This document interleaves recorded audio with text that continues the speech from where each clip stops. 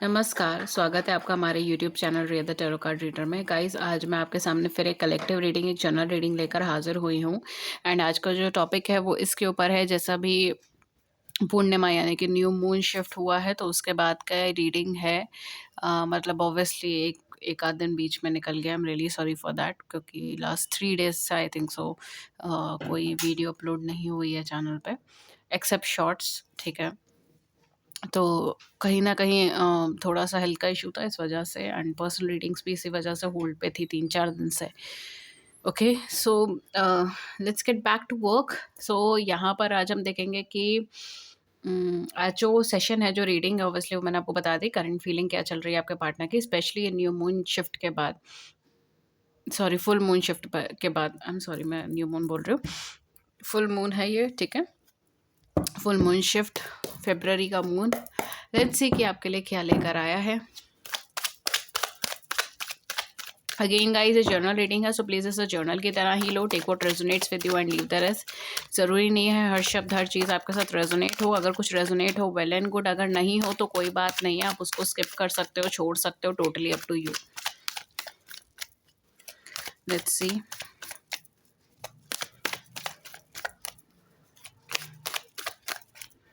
पहला कार्ड जो हमारे पास आया है वो है क्वीन ऑफ सोर्ड्स का card.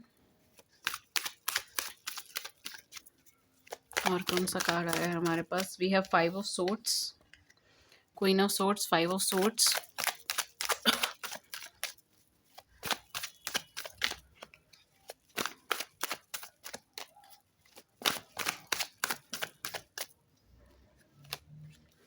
9 of wands,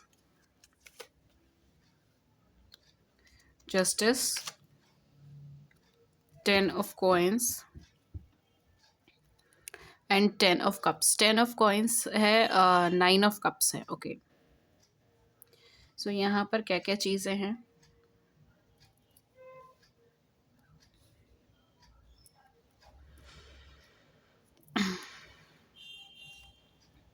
king of cups, कहीं ना कहीं मुझे यहाँ पर एक इमोशनल लेवल पे मूवमेंट्स नज़र आ रहे हैं, ठीक है। और किस तरीके से, देखिए, आपके पार्टनर की जो इस टाइम पे एनर्जी है, ये आपके पार्टनर काफ़ी ज़्यादा मुझे इमोशनली एग्जॉस्टेड नज़र आ रहे हैं, स्ट्रेस नज़र आ रहा है किसी चीज़ों की वजह से।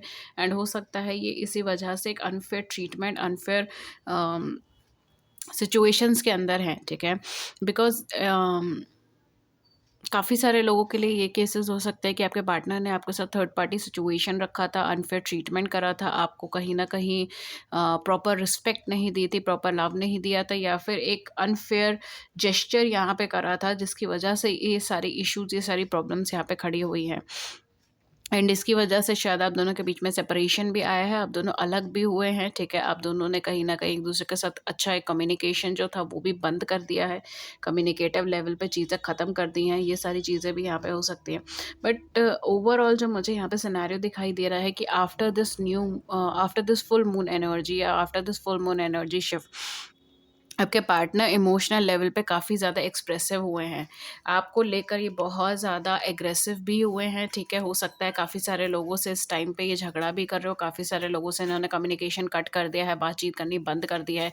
काफ़ी सारे लोगों के ये, जैसे हम कहते हैं ना, असलियत को पहचान गए हैं, असलियत को जान गए हैं। इस तरीके की सिचुएशन हो सकती है, बिकॉज़ ये पर्सन कहीं न कहीं अब आपके साथ फेयर जस्टिस करना चाहते हैं, कहीं न कहीं आपके साथ अब बैलेंस करना चाहते हैं, या आपके साथ एक अम अच्छे लेवल पे कमिटमेंट, या फिर एक अच्छे लेवल पे रिलेशनशिप को कंटिन्यू आगे करना चाहते हैं, ठीक है। फॉर सम ऑफ यू ऐसा लग रहा है कि आप दोनों ऑलरेडी मैरिड हो सकते हो, आप दोनों हस्बैंड वाइफ हो, या फिर इस तरीके से हो सकता है कि आप दोनों मैरिज में जाओ, आप दोनों कमिटमेंट में जाओ, ठीक है। Even for some of you मुझे ऐसा लग रहा है कि आप दोनों मिलकर कुछ ना कुछ बिजनेस का स्टार्ट कर सकते हो, कैरियर का स्टार्ट कर सकते हो, आप दोनों मिलकर कुछ एडवांसमेंट कर सकते हो, डेवलपमेंट कर सकते हो। एंड एक दूसरे के साथ मिलकर आप कुछ अच्छा इस्टेब्लिश कर सकते हो, कैरियर वाइज, फाइनेंशियल वाइज। यहाँ पे जो है मुझे बैलेंस भी दिखाई दे रहा है, तो काफ़ी हद तक अगर मैं बोलूँ तो एक इमोशनल बैलेंस यहाँ पर इन पर्सन का आपकी तरफ आता हुआ नज़र आ रहा है। आपके पार्टनर की जो फीलिंग्स हैं वो इस टाइम पर आपको लेकर क्या है? आपके पार्टनर की फीलिंग्स ये है कि उन्हें इस चीज़ का दुख हो रहा है, इस चीज़ का दर्द हो रहा है कि उन्होंने आपके व्यू पॉइंट को नहीं समझा, उन्होंने आपको खुद से दूर कर दिया या इग्नोर कर दिया, एंड उनकी वजह से आप इमोशनली बिल्कुल शट डाउन हो गए। उनकी वजह से आप इमोशनल लेवल पे एक्सप्रेसिव नहीं हो, उनकी वजह से आप काफ़ी सारे इमोशनल ट्रॉमास, इमोशनल नेगेटिविटीज़ साथ में लेकर चल रहे हो। Even for some of you आपको हेल्थ प्रॉब्लम्स होनी स्टार्ट हो गई हैं। आपको एक अनहेल्दी लाइफ़स्टाइल में आप चले गए हो, हेल्थ प्रॉब्लम हो रही है या ओवरथिंकिंग में आ गए हो, एंग्ज़ायटी प्रॉब्लम्स हो रही है, ये सारी चीज़ें स्टार्ट हुई हैं after this connection, after this separation, ठीक है? और कहीं न कहीं आपके पार्टनर खुद को इन सब चीज़ों के लिए दोषी ठहरा रहे हैं। आपके पार्टनर को ऐसा लग रहा है कि जो कुछ भी मेरे साथ इस समय पे हुआ है वो बिल्कुल सही हुआ है, जस्ट हुआ है क्योंकि मैंने इस पर्सन के साथ चीट करा था, मैंने इसे थर्ड पार्टी सिचुएशन में डाला था, मैंने इसको मैनिपुलेट करा है, मैंने इसे हर्ट करा है, जिसकी वजह से ये पर्सन अपनी लाइफ में आगे नहीं बढ़ पाया है, जिसकी वजह से ये इतना ज़्यादा एग्ज़ॉस्टेड रहा एंड इसकी वजह से मेरी लाइफ में अब ये सारी चीज़ें हो रही हैं जो कहीं न कहीं मैं डिज़र्व करता हूँ, कहीं न कहीं ये मैं ही बेसिकली मेरे कर्मों का फल है। इस तरीके की थॉट्स, इस तरीके की थिंकिंग ज़्यादा है इन पर्सन के माइंड में आपको लेकर। ये ज़्यादा सोच रहे हैं ये पर्सन। काफ़ी सारे लोगों के केस में जो मुझे यहाँ पे सिचुएशंस नज़र आ रही है वो ये भी है कि ये पर्सन आपको फैमिली कमिटमेंट दे चुके थे, ठीक है? कुछ लोगों के लिए आप दोनों ऑलरेडी मैरिड थे, बच्चे थे आपके साथ में, ठीक है? किड्स थे, आप दोनों अच्छे एक फैमिली कपल थे। कुछ लोगों के लिए हो सकता है कि उन्होंने आपको कमिटमेंट दिया था, मैरिज के बारे में बातचीत की थी, मैरिज के बारे में कमिटमेंट दिया था, आपको एक तरीके से बोला भी था कि नहीं I will going to marry you, इस तरीके की सिचुएशंस रही, इस तरीके के कमिटमेंट्स इन्होंने दिए लेकिन कहीं न कहीं वह उन्होंने उसे पूरा नहीं करा। उन्होंने उसको अधूरा छोड़ दिया, बीच में छोड़ दिया जिसकी वजह से यहाँ पे बहुत ज़्यादा पैनिक की स्थिति बनी है। काफ़ी सारे लोगों के केस में जो मुझे यहाँ पे सिचुएशन नज़र आ रही है ना, वो ये है कि ये पर्सन आपको अपना ड्रीम कम ट्रू पार्टनर समझते हैं। इनको ऐसा लगता है कि आप जैसे थे, जिस एनर्जी में थे, कहीं न कहीं आप इनके लिए बहुत स्टैंड लेकर खड़े थे एंड उतना सपोर्ट, उतना स्टैंड आज इनको कोई नहीं दिखा रहा। जिस तरीके से इन्होंने आपको मतलब कहते हैं ना कि आपसे सब कुछ ले लिया लेकिन आपको बदले में कुछ नहीं दिया। बदले में आपको धोखा दे दिया, आपको तकलीफ़ दे दी, आपको बिट्रे दे दिया, आपके साथ छलावा किया। वही सब चीज़ें जब इनके साथ हो रही है तब इनको उस चीज़ का रियलाइज़ेशन हो रहा है कि वो आप थे जो हर परिस्थिति में इनके साथ खड़े थे और कोई नहीं था। Even for some of you शायद इनके फैमिली मेंबर्स भी नहीं थे जो इनके साथ खड़े थे। केवल आप ही थे जो इनके साथ खड़े थे। कुछ लोगों के लिए हो सकता है कि आप दोनों सेपरेट आप या आपके पार्टनर दोनों में से किसी का मैरिटल स्टेटस सेपरेटेड है या डिवोर्सी है।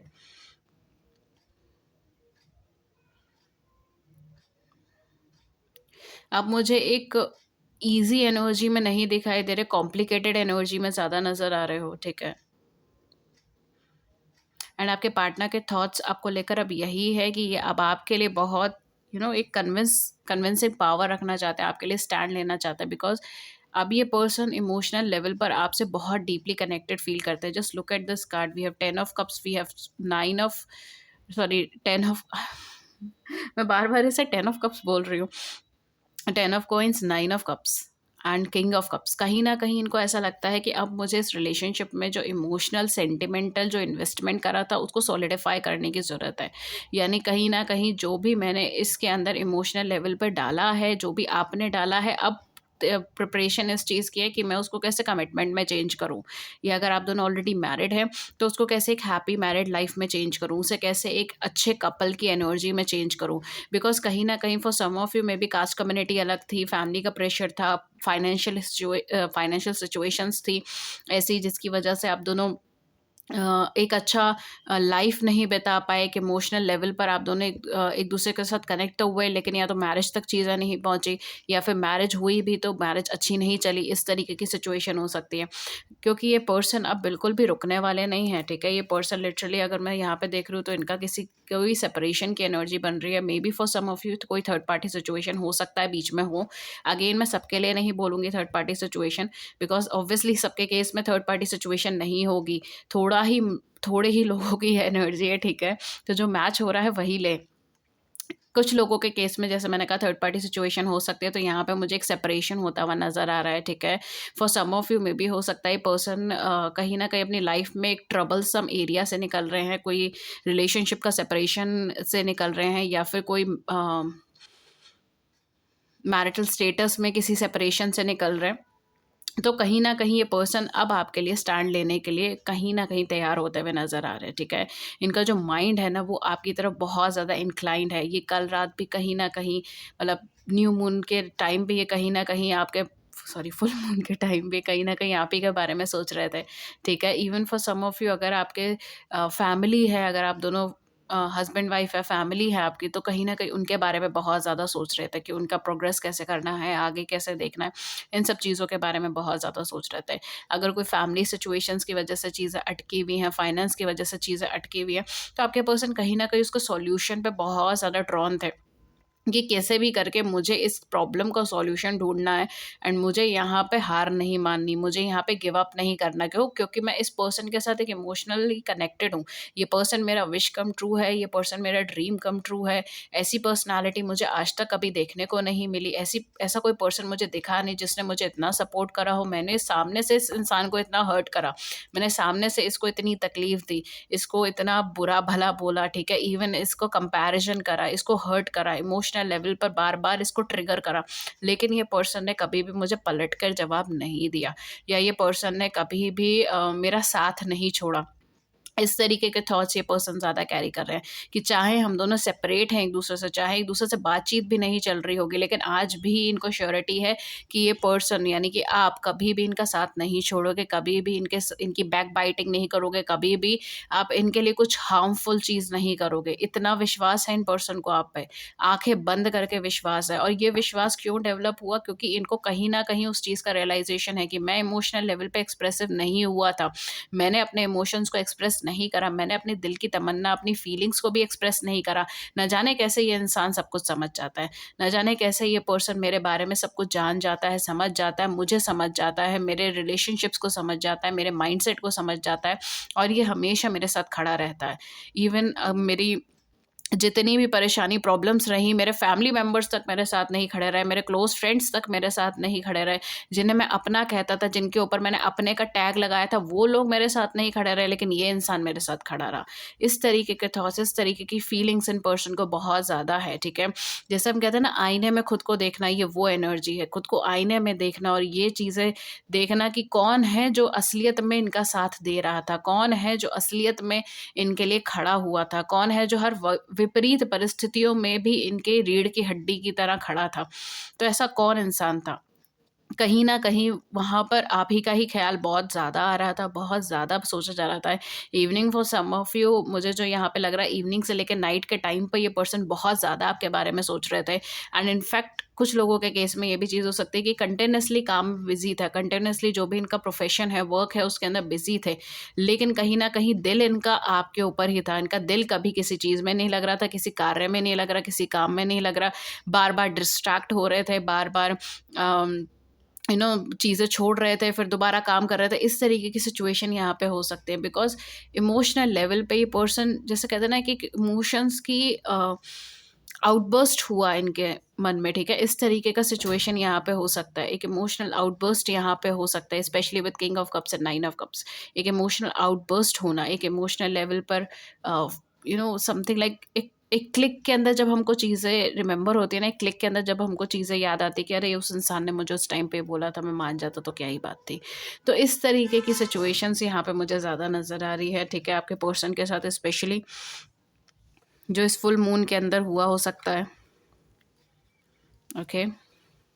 मैं यहाँ पर आपके लिए कुछ यूनिवर्सल मैसेजेस या लव मैसेजेस लूँगी, उसमें से जो आपके साथ रेजोनेट हो वो आप रख सकते हो, जो नहीं हो रहा है वो कोई बात नहीं है, उसको स्किप कर सकते हो, कोई प्रॉब्लम नहीं है, कोई इशू नहीं है।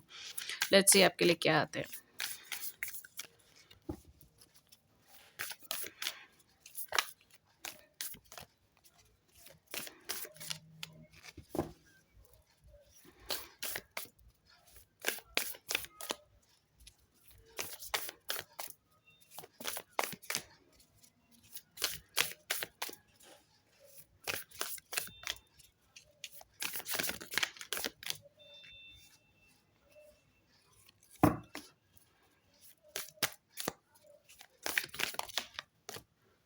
ओके, सो पहला कार्ड है आपका wait, don't rush into thing, allow nature to take it course.